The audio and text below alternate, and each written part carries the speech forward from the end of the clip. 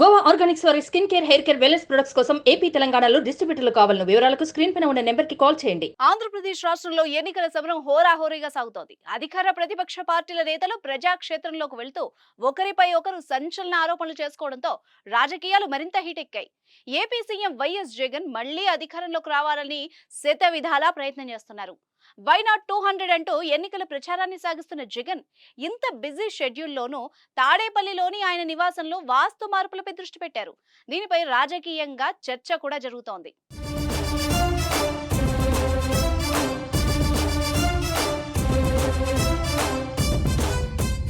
తాడేపల్లిలోనే జగన్ నివాసంలో వాస్తు మార్పులు జరుగుతున్న కారణంగా ఇప్పుడు రాష్ట్ర వ్యాప్తంగా దీనిపై ఆసక్తికర చర్చ జరుగుతుంది.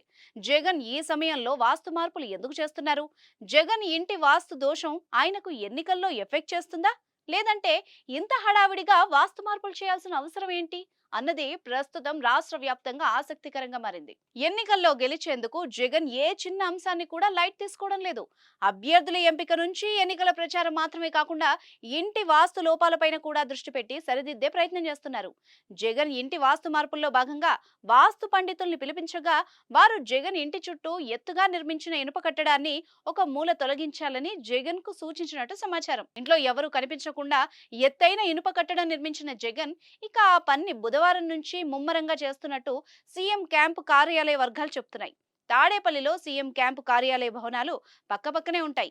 ఇంకా వాటికి సమీపంలోని ప్రైవేట్ వ్యక్తులకు చెందిన విల్లాలు, అపార్ట్మెంట్లు ఉన్నాయి. అయితే ఈ విల్లాలు, అపార్ట్మెంట్లలో నుంచి చూస్తే స్పష్టంగా కనిపిస్తారన్న ఉద్దేశంతో చాలా కాలం క్రితమే బలమైన ఎత్తైన ఇనుప కట్టడాన్ని నిర్మించారు.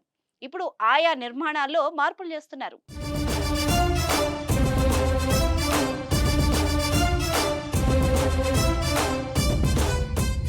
సుమన్ టీవీలో మీ పర్సనల్ అండ్ బిజినెస్ ప్రమోషన్స్ కోసం కింది నెంబర్కి కాంటాక్ట్ చేయండి.